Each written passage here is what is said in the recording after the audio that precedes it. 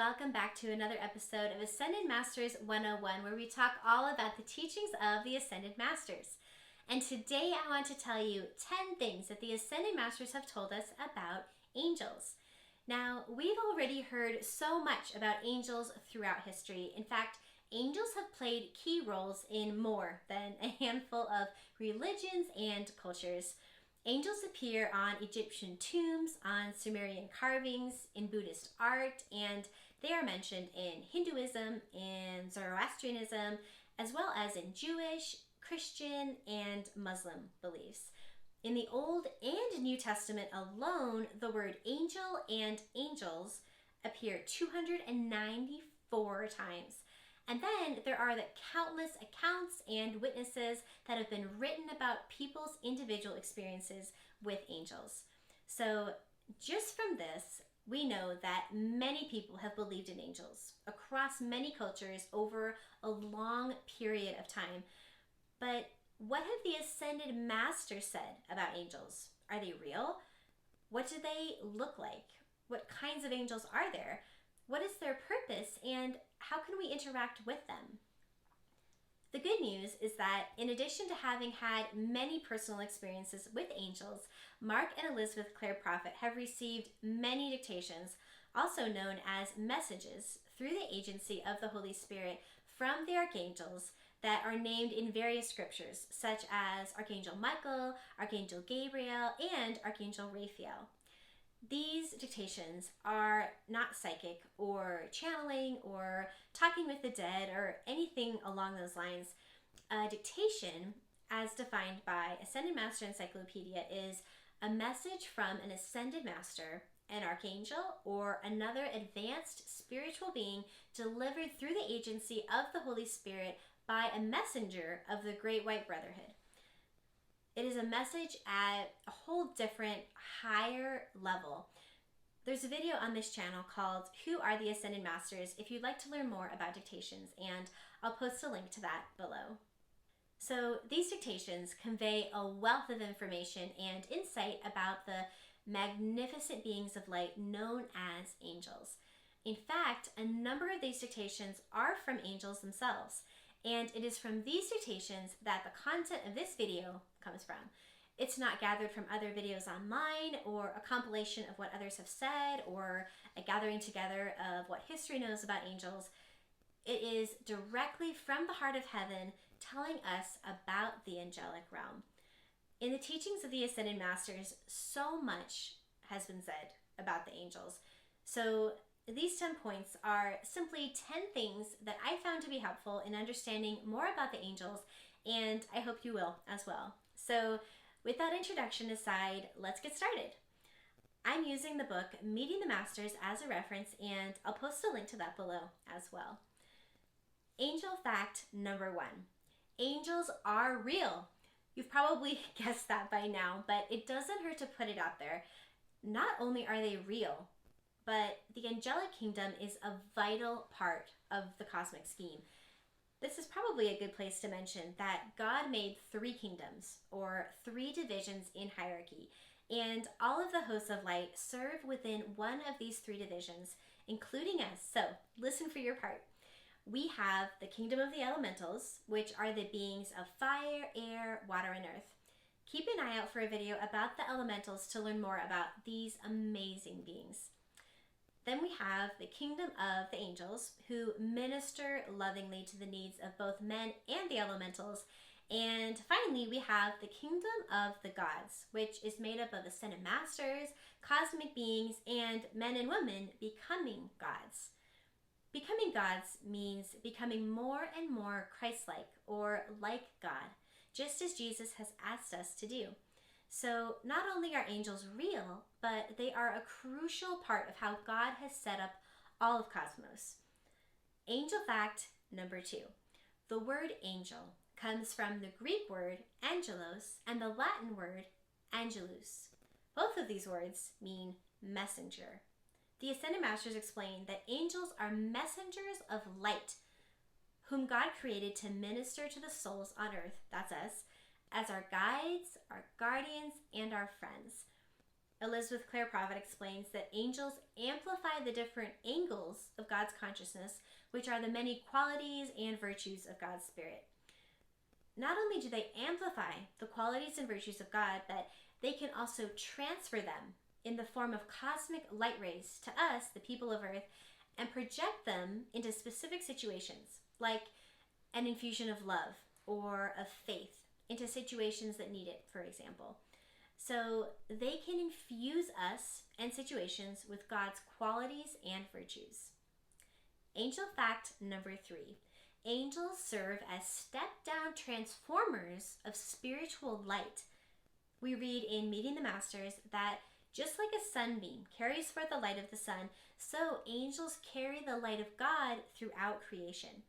They go to the great central sun, which is the center of our cosmos, the altar of God, and they take that light and that energy and consciousness of the altar of God and they bring it to the earth to give to us.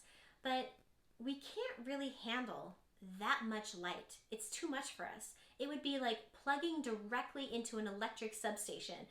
And so the angels serve as step-down transformers of that light, and they give it to us to use in quantities that we can assimilate and contain and use. As they minister to us, they fill up our auras with their light. And as they do so, they bring comfort when we're grieving, love when we're fearful, truth when there is confusion and chaos, and mercy and forgiveness where there's hatred.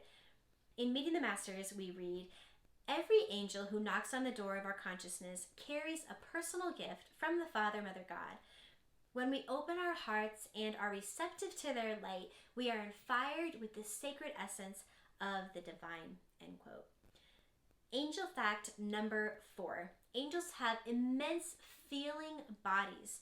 If the term feeling body or desire body is new to you, the video on this channel called Your Four Lower Bodies can give you a quick orientation. So angels represent the Holy Spirit, or the love aspect of God that nurtures all of creation, and they magnify divine feelings. In fact, they have been given the instruction from God to affect people and the environment with these intensely positive feelings and vibrations. The fact that magnifying divine feelings is part of their nature allows them to infuse matter and spirit with the constructive qualities of divine consciousness. We read, quote, "Such profound changes can actually transform a person's body and soul. Angels accomplish such transformations by causing movement at the molecular level that can alter matter, and movement within the neurons of the brain and nervous system that can alter the mind. The resulting changes are often called miracles."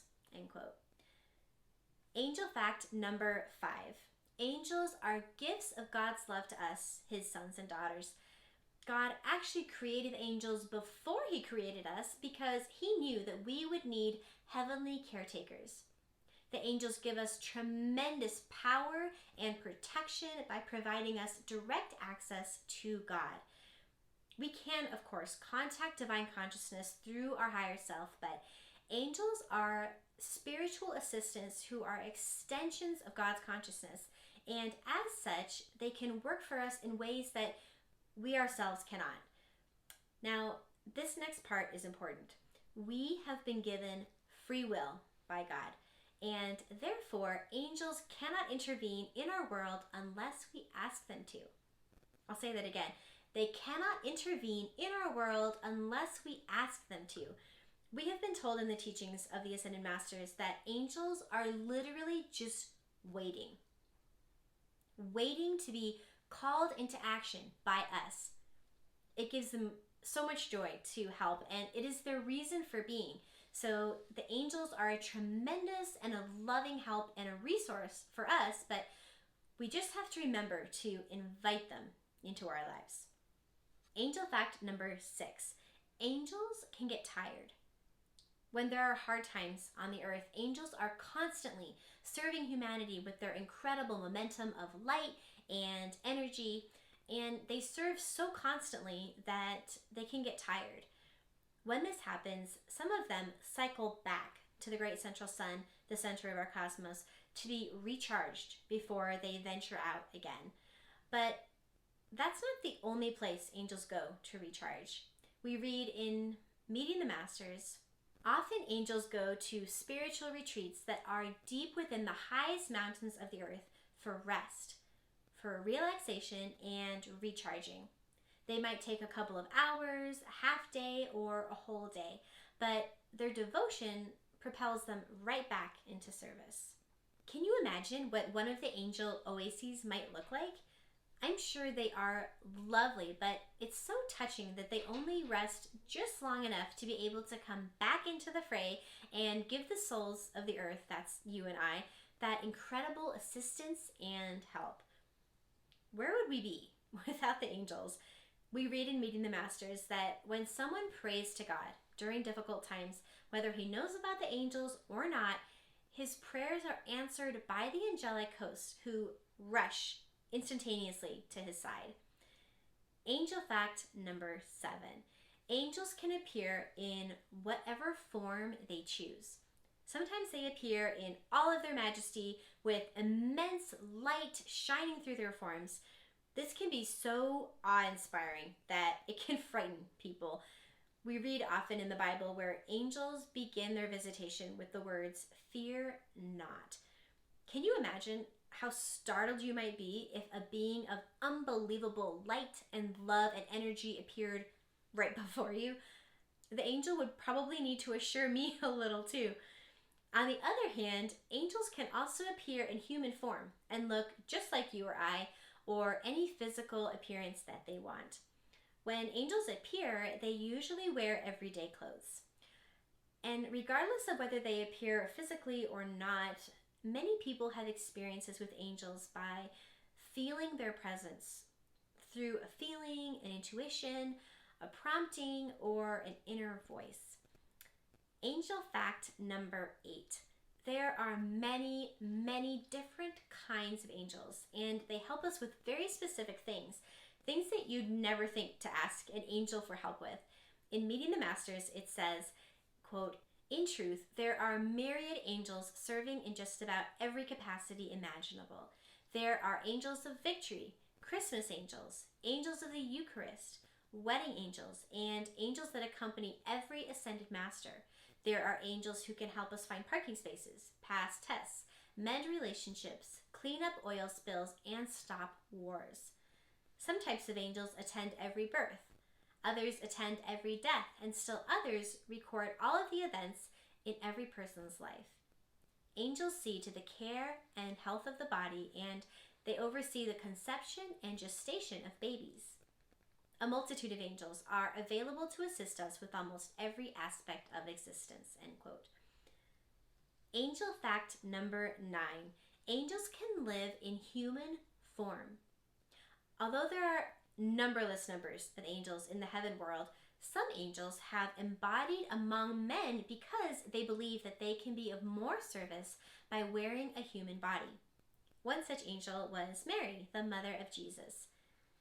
We know from the Ascended Masters that Mark and Elizabeth Clare Prophet are also angels. In fact, many of the great figures in history have come from the angelic kingdom, and they are more common than you might think. Angels that take embodiment follow the same cosmic laws and conditions as the rest of humanity does. They can make good and bad karma, and they wear 4 lower bodies. What is interesting is that once they have embodied, they have the same opportunity as mankind to become ascended masters. And then, once they have earned their ascension, they also keep the attainment of being angels. It makes me think of when you double major in college.